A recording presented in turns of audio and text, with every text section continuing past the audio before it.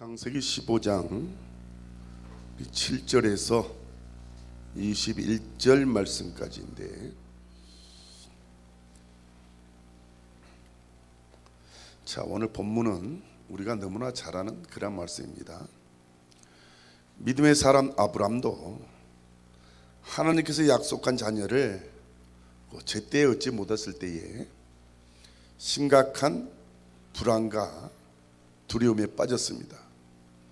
그래서 그는 자기 집에서 길러온 다메섹 사람 엘리에셀을 양자로 삼아야겠다는 극히 인간적인 생각을 하게 되지요.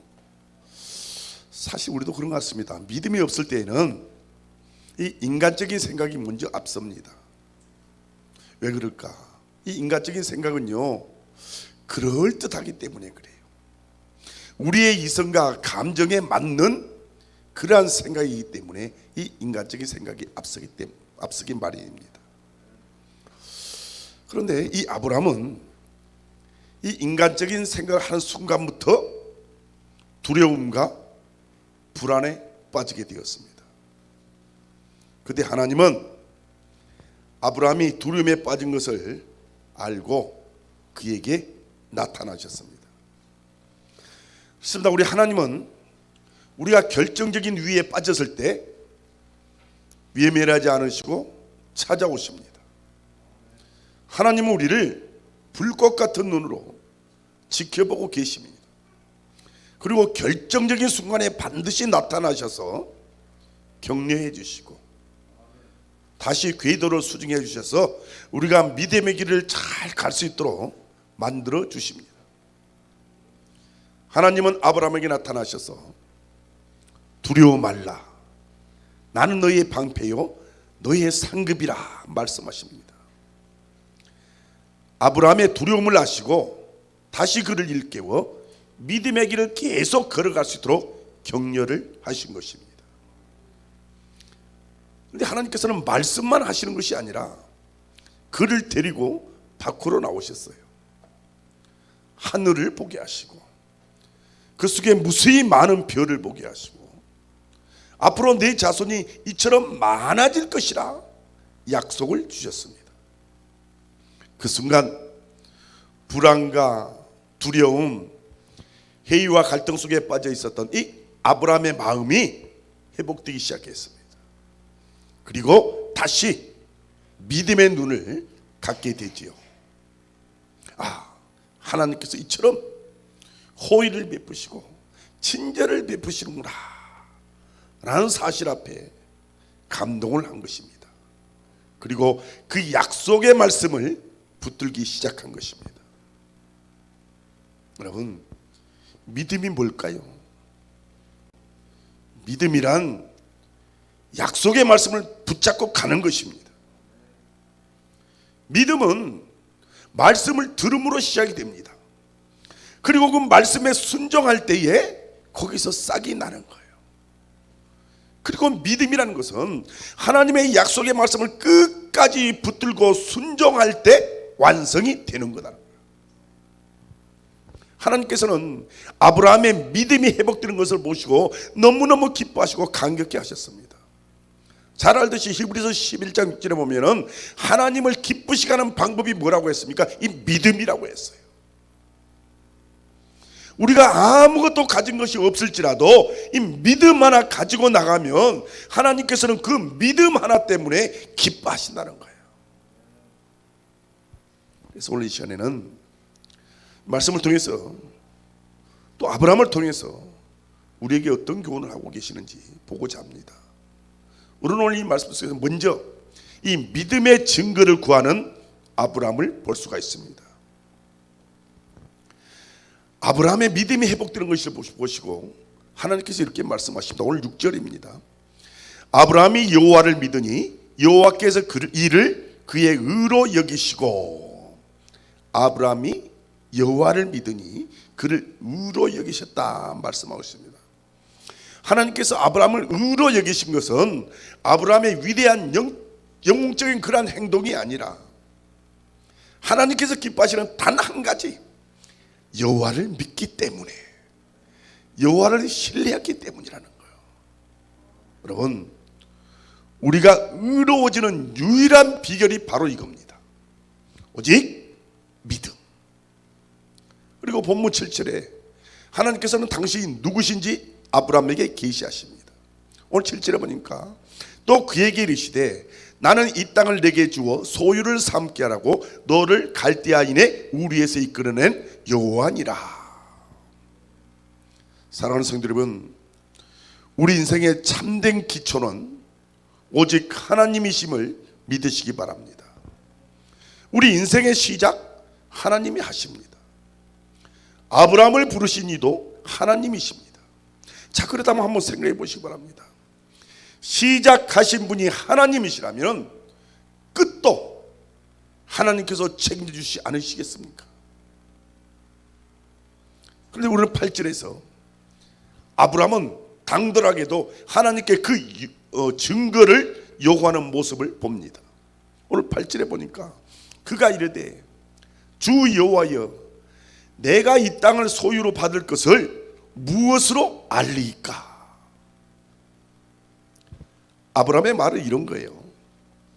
하나님께서 하늘의 별들도 보이시고 말씀도 주셨지만 현실적으로 지금 제게 자식이 없지 않습니까? 제게 자식을 주시겠다면 먼저 그 증거부터 좀 보여주세요. 이 얘기.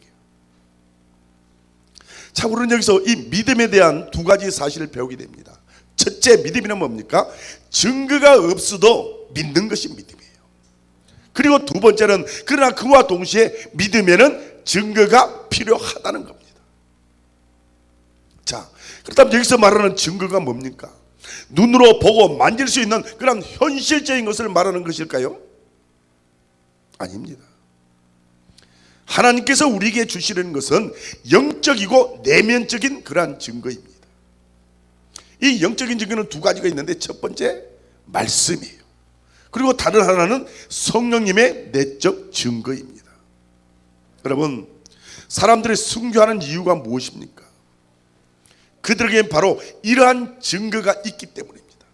그들은 말씀을 붙잡았고 성령님의 내적 증거가 그들에게 충만했기 때문이라는 거예요. 하나님의 음성과 환상이 있었기에, 이 성령의 기름 부음이 있었기에 두려워하지 않고 죽을 수 있었던 것입니다. 우리의 인생이 끝날 때까지, 주님이 오시기까지 내가 믿음의 길을 잘 걸을 수 있는 것은 이 영적이고 내면적인 증거가 있을 때 가능한 거예요. 아브라함은 지금 이런 증거를 요구하고 있는 거예요. 외적이고 현실적이고 어떤 물질적인 증거가 아니라 눈에 보이지는 않지만 이런 내면적인 말씀과 성령의 증거가 우리 안에 있을 때 어떤 위기와 환난도 모두 이겨낼 수 있게 되는 것입니다. 이러한 증거와 성령의 기름 부으심이 오늘 우리에게 충만해야 될 줄 믿습니다. 자, 9절을 보시기 바랍니다. 여호와께서 그에게 이르시되 나를 위하여 3년 된 암소와 3년 된 암염소와 3년 된 순양과 산비둘기와 집비둘기 새끼를 가져올지니라 라고 말씀하고 있습니다. 놀랍게도 하나님께서는 지금 이 아브라함의 요구에 응답을 하신 거예요. 증거를 보여달라는 것에 대한 응답입니다. 아브라함이 증거를 달라고 하자 그래 알겠다, 내가 증거를 주마 약속하신 거예요. 그런데 하나님의 이 응답의 형태가 좀 특이하잖아요. 3년 된 암소, 3년 된 암염소, 3년 된 순양, 산비둘기, 집비둘기 새끼를 가져오라는 거예요. 자, 우리는 여기에서 아브라함과 하나님과의 계약하는 모습을 볼 수가 있습니다. 사실 이것은 고대의 계약법입니다. 고대의 계약법은 짐승을 죽이고 쪼개서 이 마주보게 한 후에 그 사이를 왕래함으로 그 계약이 완성되는 거예요. 요즘은 계약서를 쓰고 거기에다가 사인하고 공증하면 법적 효력이 생깁니다. 그러나 당시에는 반드시 이 짐승을 잡고 이 쪼개는 방법을 사용했습니다. 이것은 내가 만일 계약을 위반하면 이 짐승처럼 너도 죽게 될 것이라는 거예요. 그러한 뜻을 내포하고 있는 거예요. 자, 이어서 10절 11절을 보시면 아브라함이 그 모든 것을 가져다가 그 중간을 쪼개고 그 쪼갠 것을 마주 대하여 놓고 그 새는 쪼개지 아니하였으며 솔개가 그 사체 위에 내릴 때에는 아브라함이 쫓았더라. 자, 10절 보면 하나님께서 제안한 방법에 대해서 아브라함이 순종했다는 것을 알 수가 있습니다. 아브라함은 그 모든 동물을 취하여 사체를 반으로 쪼개서 양쪽으로 놓았습니다. 어떤 사람들은 이 세리머니를 갖다가 제사라고 하는 그런 사람도 있어요. 근데 이거는 제사가 아닙니다. 레위기 1장에 나타나는 그 제사는 어떻게 되죠? 짐승을 죽여서 불에 태웁니다. 그리고 비둘기는 찢어야 합니다. 그런데 여기서는 어때요? 불에 태우지도 않고 새를 쪼개지도 않습니다. 이것은 제사가 아니라 계약이란 계약. 그런데 왜 하나님께서는 이 세상의 계약법대로 아브라함과 계약을 하셨을까? 하나님께서는 이러한 세상의 계약법을 통해서 아브라함에게 분명하고 확실하게 내가 약속한 땅과 축복된 자녀를 너에게 분명히 주겠다는 것을 확실하게 가르치고자 했던 것입니다. 12절을 보니까 해질 때에 아브라함에게 깊은 잠이 임하고 큰 흑암과 두려움이 그에게 임하였다니. 자, 지금 아브라함은 과연 하나님과 이 사람 사이의 계약은 도대체 어떻게 이루어질 것인가 궁금해했습니다. 그래서 아침부터 즐겁 기다리고 있는 거예요. 호시탐탐 사체를 노리는 솔개들 때문에 어디에 잠시 다녀올 수도 없었습니다. 그 사체가 없어진 날에는 어때요? 그 계약이 무효가 되기 때문에. 그리고 그 자리를 비우는 그 순간에 혹시 하나님께서 오실지도 모르기 때문에 온종일 지금 이 짐승의 사체 앞에서 서성거리고 하나님의 응답을 기다리고 있는 그런 상황입니다. 여러분, 믿음이란 또 이렇게 기다리는 것입니다. 기다림의 과정을 거치지 않고 그냥 믿음이 생긴 사람 한 사람도 없습니다. 우리가 기다릴 수 있는 이유가 무엇입니까? 바로 이 믿음이 있기 때문이에요. 믿음이 없는 사람들은 기다림이 없습니다. 여러분, 믿음은요, 현실에 아무것도 없다고 할지라도 말씀을 붙잡는 것이 바로 믿음이에요. 사실 약속의 말씀은 주어졌지만 그 말씀은 현실화되지 않습니다. 이 약속의 말씀과 현실 사이에는 너무나도 두꺼운 벽이 있어요. 그런데 그 사이를 연결하는 것이 바로 뭡니까? 믿음이고 이 기다림이에요. 여러분, 우리가 사랑하는데 사랑한다는 것이 뭐예요? 고린도전서 13절에 보면 사랑은 오래 참는 것이라고 말씀합니다. 다시 말하면 기다림이라는 거예요. 사랑한다고 하면서도 오래 참지 못한 것은 가짜입니다. 상대방의 실수와 허물, 만족스럽지 못한 것을 참지 못한다면 우리의 사랑은 일시적인 감정에 지나지 않는 것입니다.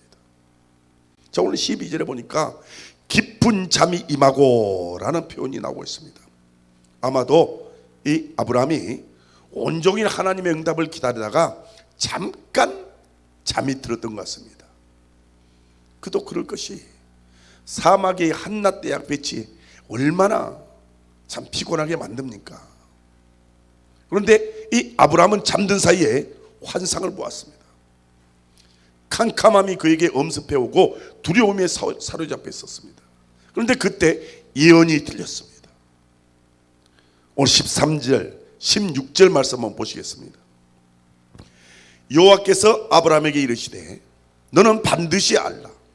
내 자손이 이방에서 객이 되어 그들을 섬기겠고 그들은 400년 동안 내 자손을 괴롭히느니 그들이 섬기는 나라를 내가 징벌할지며 그 후에 내 자손이 큰 재물을 이끌고 나오리라.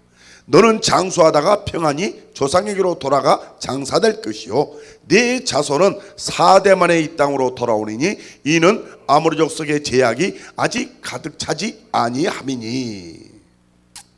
자, 여러분, 우리가 이 진짜 믿음을 가지게 되면은 예언을 듣게 됩니다. 하나님을 신뢰하고 그 말씀을 의지하고 그분을 바라보면 하나님께서 나타나셔서 우리에게 일어날 일들을 가르쳐 주십니다. 이것이 바로 이 믿음의 세계에서 일어나는 그러한 것들이에요. 과거 하나님께서 아브라함에게 나타나셔서 이런 말씀하신 적이 있죠. 나의 벗 아브라함에게 무엇을 숨기겠느냐라고 하시면서 소돔과 고모라가 이 멸망할 것을 미리 가르쳐 주셨습니다. 그렇습니다. 여러분, 기도를 많이 하는 사람, 하나님과 늘 교통하고 가까운 사람은 하나님의 비밀을 압니다. 앞으로 일어날 일들을 알게 됩니다. 그래서 믿음의 사람은 이 예언의 말씀을 듣게 되는 거예요. 하나님께서는 우리의 미래에 대해서도 길을 보여주십니다. 우리의 자녀에 대해서 예언해 주시고 말씀으로 가르쳐 주시고 갈 길을 보여주십니다. 그래서 우리는 좁은 길, 고난의 길을 가며 위기가 와도 그 길을 흔들리지 않고 갈 수가 있는 것이에요. 그것은 우리 안에 이 약속의 말씀이 있기 때문이에요. 예언의 음성이 있기 때문이요, 하나님의 부르심이 있기 때문인 줄 믿습니다. 여러분, 구원의 예약은요, 이 신약에서 완성이 되었습니다. 그리고 이제 예수님의 모든 예언과 성령님의 모든 예언은요, 이 계시록을 통해서 이 미래의 역사에 완성이 될 것입니다. 우리 주님 다시 오십니다. 그리고 우리는 죽어서 천국을 가게 될 것입니다. 사탄은 결국 패하게 될 것입니다. 여러분, 이러한 성경의 모든 예언은 이 역사의 종말에 반드시 이루어질 것입니다.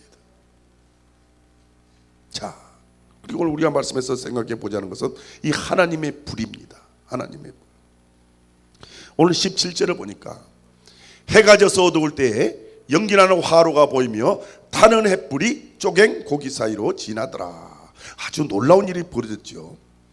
환상 중에 예언을 듣게 된 아브라함은 지금 형용할 길이 없는 놀라움에 사로잡혔습니다. 바로 그때 이 불이 나타났어요. 연기나는 화로가 나타났어요. 훨훨 타오르는 하강 안에서 불이 갑자기 튀어나왔습니다. 그것이 타는 햇불이에요. 타는 햇불. 그런데 이 불이 가만히 있는 것이 아니라 쪼갠 고개 사이로, 이 고기 사이로 그 불이 지나갔습니다. 이것이 뭡니까? 바로 하나님의 사인입니다. 하나님께서 불로 인을 치신 거예요. 즉, 이 불은 하나님의 불이에요. 하나님의 불이 뭡니까? 그 분의 임재를 뜻합니다. 하나님의 임재란 뭐예요? 그분의 영광을 의미하는 거예요. 그래서 지금 하나님께서 불로 임재하시고 그 영광을 나타내신 것입니다. 자, 우리가 이 불에 대해서 출애굽 3장 2절 5절에 보면은 모세가 40년간 광야에서 방황하다가 호렙산에 이르게 되죠.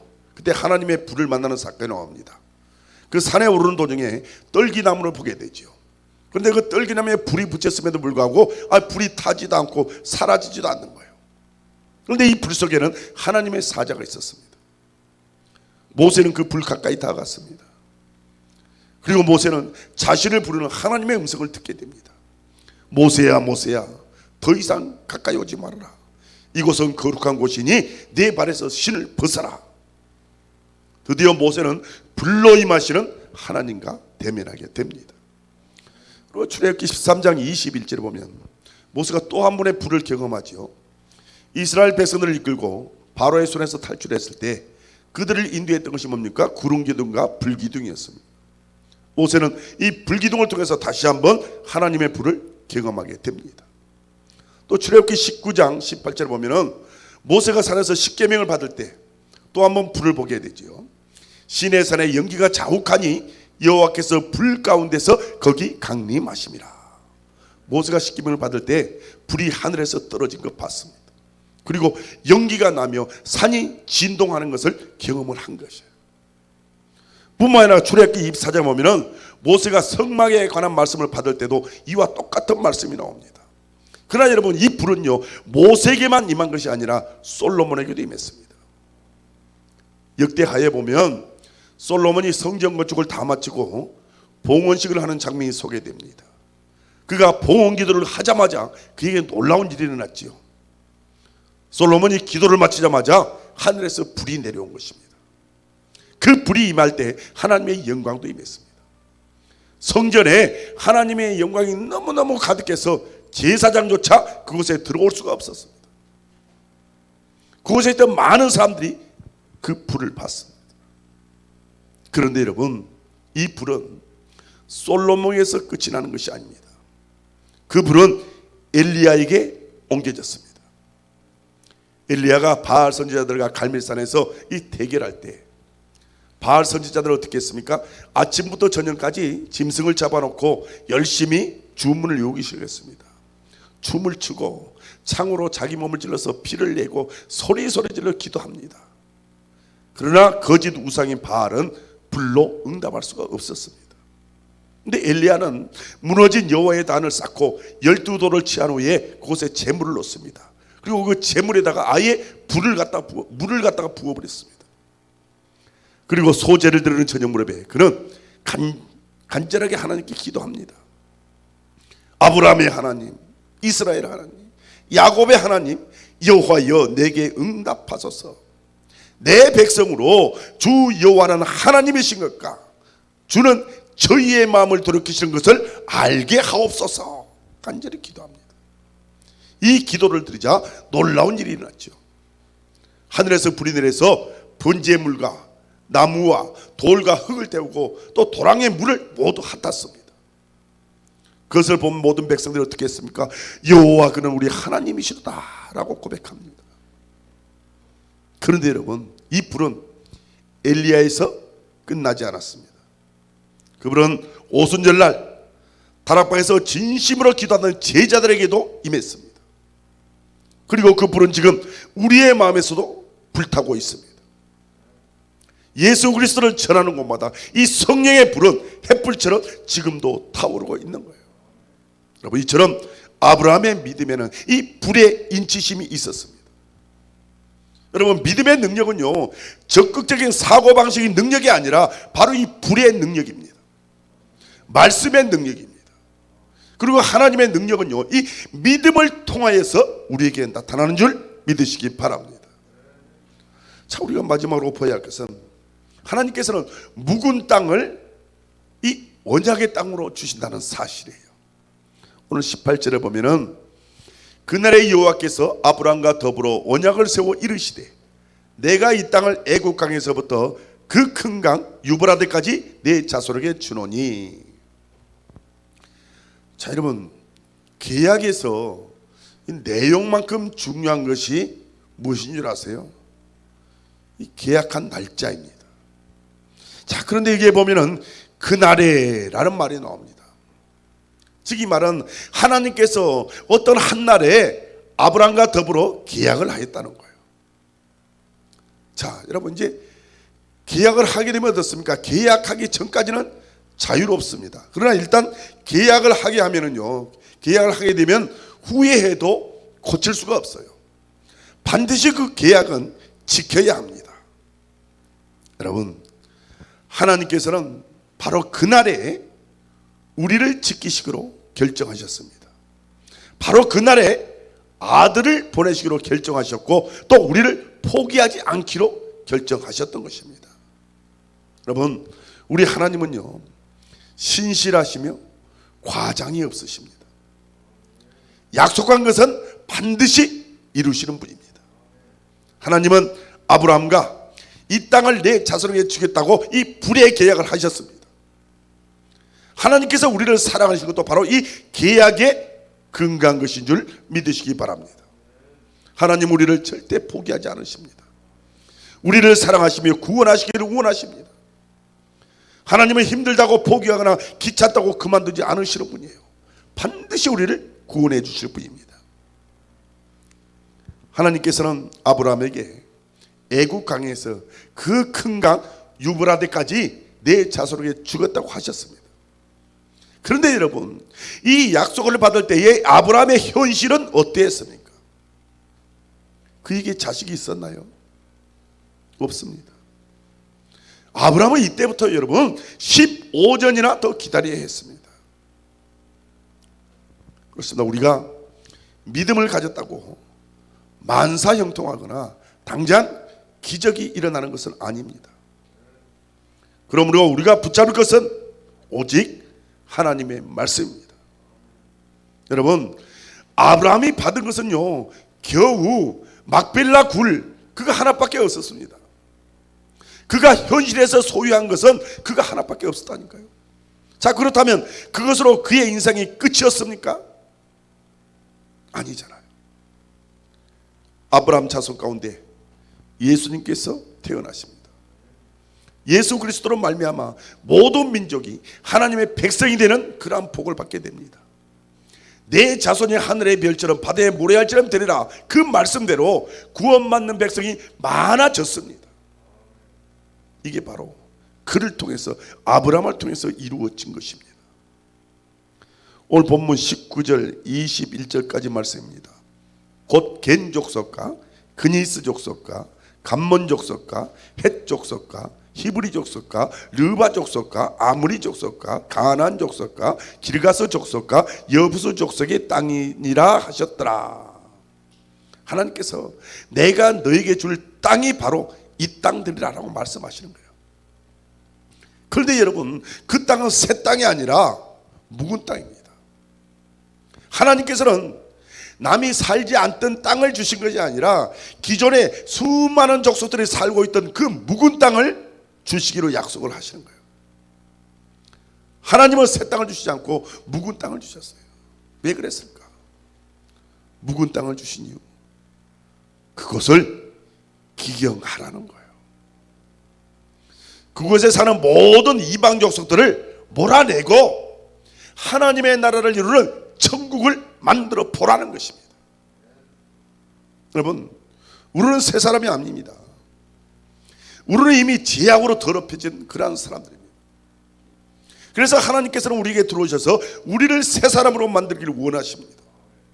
묵은 땅을 기경해서 축복의 땅을 만들듯이 하나님은 우리 안에서 새로운 역사를 이루시기를 원하세요. 그래서 누구든지 그리스도 안에 있으면 새로운 피조물이라, 이전 것은 지나갔으니 보라 새 것이 되었도다. 그리스도 안에 있으면 새 것이 된다는 거예요. 여러분, 그러므로 우리는 예수 그리스도만 바라보아야 될 줄 믿습니다. 그 안에 모든 복의 비밀이 다 들어있습니다. 우리가 이 예수 그리스도 안에 있을 때 아브라함이 받은 이 복과 증거를 우리도 받게 될 줄 믿습니다. 아무쪼록 여러분의 일생에 이런 놀라운 역사가 있으시기를 예수님의 이름으로 간절히 축원합니다.